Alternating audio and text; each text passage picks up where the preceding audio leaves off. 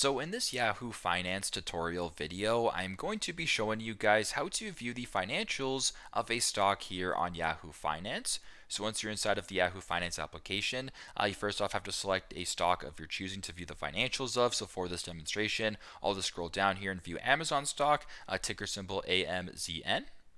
Once you're on this screen, just scroll down a little bit here to where it says Summary, Analysis, and Financials. Go ahead and simply just press on Financials right here. And while you're on the Financial screen, you can view the performance, the earnings, whatever the case may be. You can also go to where it says View More and view the complete financials of whatever stock you selected. So here's the income statement. You can view the balance sheet, the cash flow, the annual, whatever the case may be. You can keep scrolling down, the earnings. There's a whole bunch of different stuff right here that you can select. And once that is done, yeah, pretty straightforward.